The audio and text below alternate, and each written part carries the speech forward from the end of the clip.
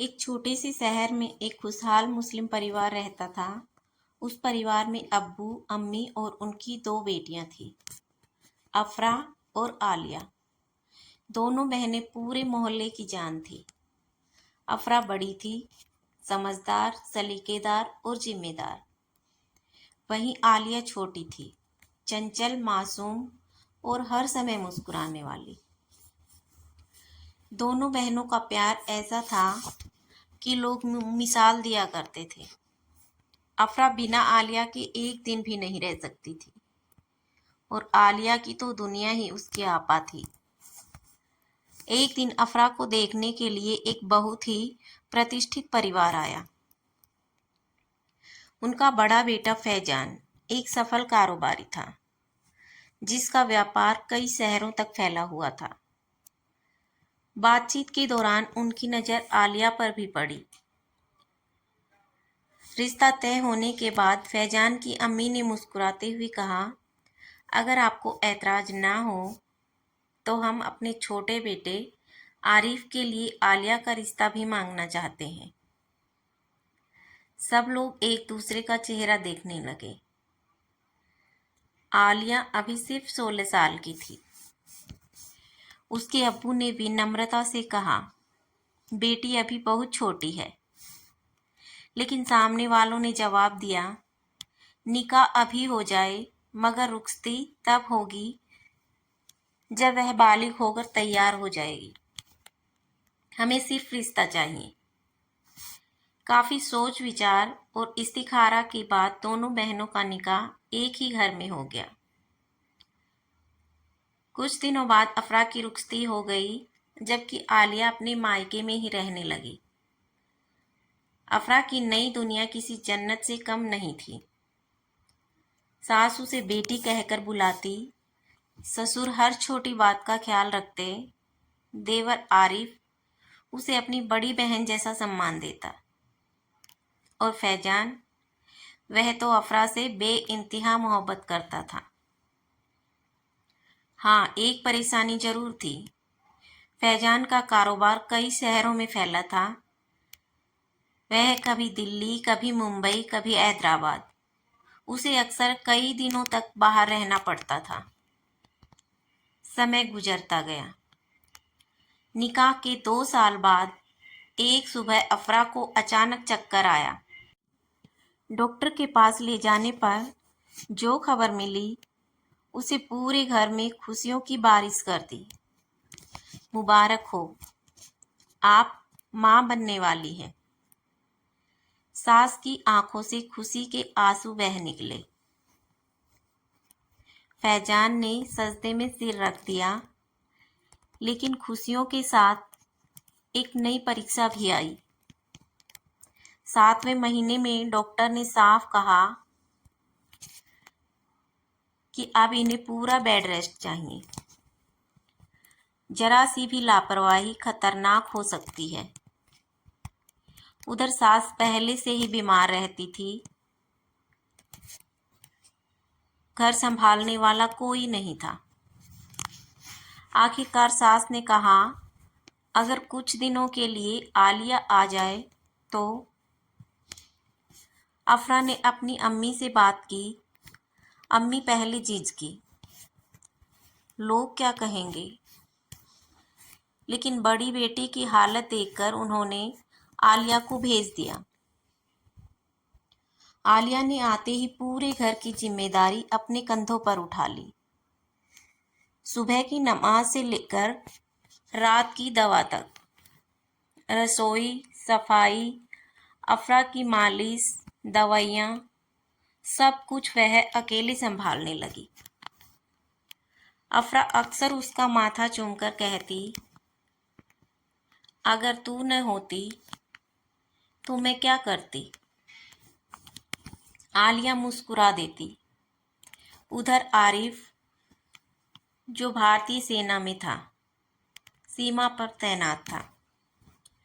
कई कई महीनों तक उसका कोई पता नहीं चलता।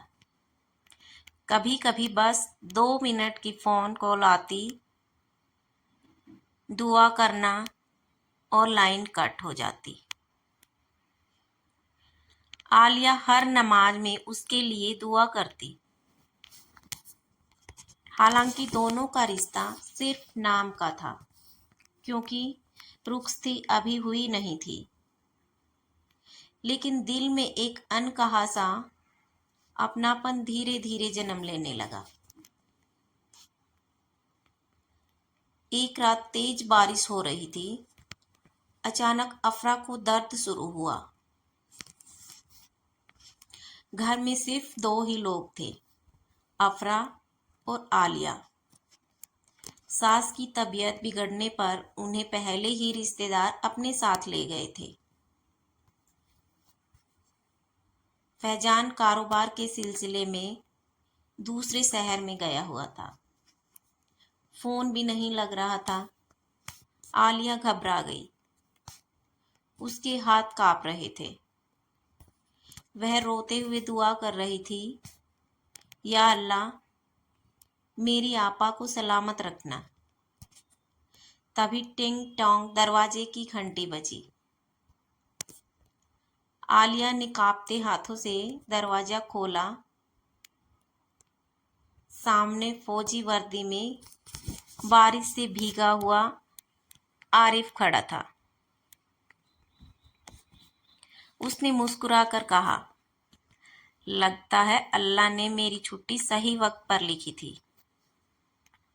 आलिया की आंखों में राहत के आंसू आ गए। वह शर्माकर अंदर भाग गई। आरिफ ने बिना एक पल गवाए अफरा को अस्पताल पहुंचाया। कुछ घंटों बाद एक प्यारे से बेटे की किलकारी पूरे अस्पताल में गूंज उठी। घर खुशियों से भर गया। फैजान भी भागता हुआ वापस आ गया। उसने बेटे को गोद में लिया और सबसे पहले आरिफ को गले लगा लिया। अगर आज तुम न होते, तो आरिफ मुस्कुरा दिया। अगले कई महीनों तक आलिया ने अपनी बहन और भांजे की इतनी सेवा की कि पूरा परिवार उसकी तारीफ करते नहीं थकता था। इसी दौरान आरिफ और आलिया कभी लंबी बातें नहीं करते थे। बस नजरें मिलती, हल्की मुस्कान होती और दोनों अपने अपने काम में लग जाते। मोहब्बत शोर नहीं करती, धीरे धीरे दिल में घर बना लेती है। आलिया को खुद भी एहसास नहीं हुआ कि कब उसके दिल में अपने पति के लिए सम्मान, भरोसा और मोहब्बत बस गई। कुछ महीनों बाद आलिया 18 साल की हो गई। रुखसती की तारीख तय हो गई, लेकिन कहानी का सबसे बड़ा मोड़ अभी बाकी था।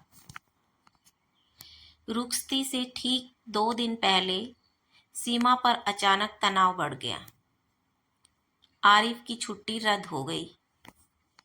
उसे तुरंत वापस बुला लिया गया। उसने सिर्फ इतना कहा, मैं लौट कर आऊंगा, फिर तुम्हें अपने घर ले जाऊंगा। आलिया की आंखें भर आई। रुखसती टल गई। करीब 4 महीने बीत गए। एक दिन टीवी पर खबर चली, सीमा पर हुई मुठभेड़ में कई जवान घायल। आलिया का दिल जोर जोर से धड़कने लगा। उसने पूरी रात नमाज में गुजार दी। अगली सुबह दरवाजे पर दस्तक हुई। बाहर सेना की गाड़ी खड़ी थी। पूरा परिवार सन्न रह गया। आलिया के पैरों तले जमीन खिसक गई। लेकिन तभी गाड़ी का दरवाजा खुला